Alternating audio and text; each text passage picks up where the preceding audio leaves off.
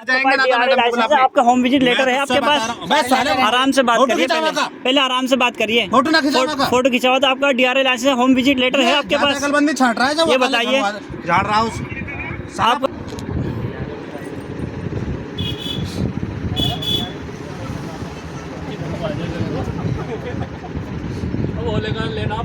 आधार card दे दो साकिर भाई अपना। डीआरए दिखाइए, आधार कार्ड से क्या हो रहा है? डीआरए है आपके पास? बना रहा हो यार, पता ना क्या बड़े भारी पैसे लिए ना है तब बनाया था वीडियो।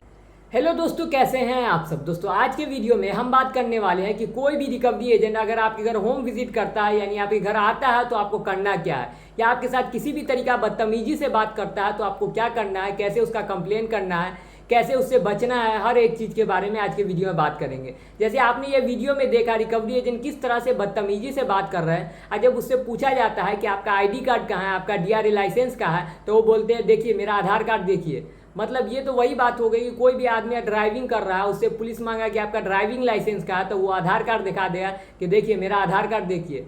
मतलब ये तो कॉमन सेंस इतना भी नहीं है कि जहाँ पे जो चीज़ का ज़रूरत रहता है वो चीज़ दिखाया जाता है। जैसे किसी ने बर्थ सर्टिफिकेट पूछा कि आप कहाँ की पैदाइश है, आप कब पैदा हुए, तो उसको आधार कार्ड दिखा देगा कि लीजिए आधार कार्ड देखिए।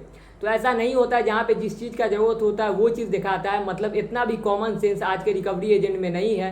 एकदम जो जाहिल रिकवरी एजेंट होते हैं उन्हीं को रिकवरी एजेंट बनाया जाता है, जो गुंडे टाइप के होते हैं और बिना परमिशन के जो है घर पे पहुंच जाते हैं। उसके बाद घर पहुंचने के बाद बहुत ज़्यादा बदतमीजी करते हैं, सबसे ज़्यादा परेशान करते हैं जो भी लोन डिफॉल्टर रहते हैं। तो अगर आपके घर भी कोई रिकवरी एजेंट आ जाता है या आपके दुकान पे आके बैठ जाता है तो आपको क्या करना है। सबसे पहले अगर बिना परमिशन का आया रिकवरी एजेंट आपके घर पे तो उसी वक्त उसको भगा दीजिए। लेकिन अगर आपके घर बैठा हुआ है, नहीं जा रहा, तो उससे सबसे पहले पूछिए कि आपका आईडी कार्ड कहाँ है, डीआरए लाइसेंस कहाँ है, विजिटिंग लेटर कहाँ है और ऑथराइजेशन लेटर कहाँ है। अब ये मांगना क्यों जरूरी है ये बात समझ लीजिए। अगर ये चीज़ वो नहीं दिखाते हैं तो ऐसे कोई भी गैर कानूनी तरीके से जो है किसी के भी घर जाएगा, चोरी चमारी कर सकता है, वो चोर हो सकता है, डकैत हो सकता है, कोई भी हो सकता है। इसीलिए उसको सबसे पहले जो है अपना आईडी कार्ड दिखाना जरूरी होता है और डीआरए लाइसेंस और विजिटिंग लेटर दिखाना जरूरी होता है। तब तो समझ में आएगा किस कंपनी से है। जैसे बहुत सारे आदमी 3-4 कंपनी से लोन लिए रहते हैं तो ये भी नहीं पता होता कि ये रिकवरी एजेंट किस कंपनी का है। तो इसी वजह से उसको आईडी कार्ड दिखाना और डीआरए लाइसेंस दिखाना जरूरी होता है। क्योंकि बहुत सारे लोन डिफॉल्टर पूछते हैं कि उससे आईडी कार्ड क्यों मांगे,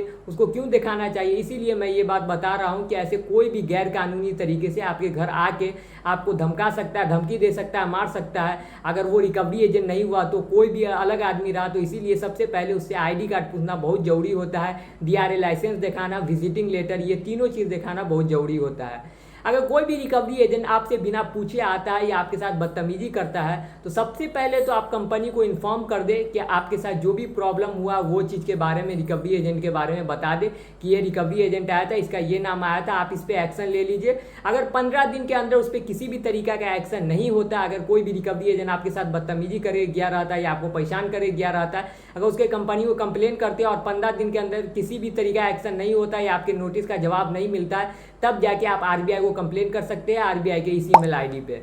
और आप चाहते हैं कि कोई भी रिकवरी एजेंट आपके घर नहीं है और आपको परेशान नहीं करे, तो सबसे पहले जो है कंपनी को एक लीगल नोटिस भेज दे लोन एक्सटेंशन का। आपको जितना दिन का टाइम चाहिए उतना दिन के लिए एक लीगल नोटिस कंपनी को भेज सकते हैं, जिससे कोई भी रिकवरी एजेंट आपके घर होम विजिट ना करे और आपके साथ किसी भी तरीका बदतमीजी ना करे।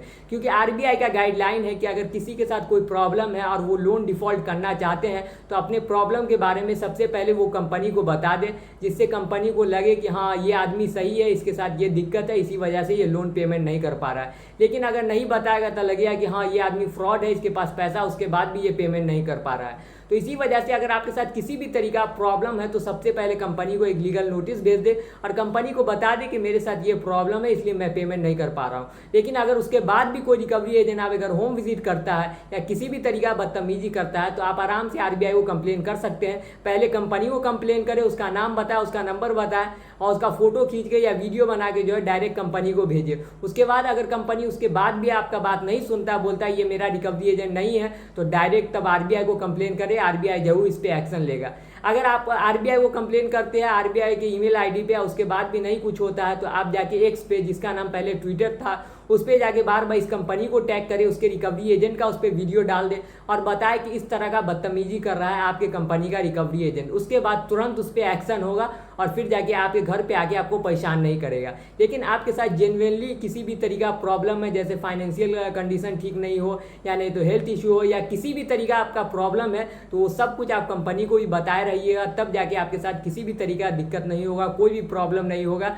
और कोई भी रिकवरी एजेंट आपके घर गैर कानूनी तरीके से नहीं आ सकता। इसीलिए सबसे पहले उससे आईडी कार्ड, डीआरए लाइसेंस, विजिटिंग लेटर जरूर मांगे।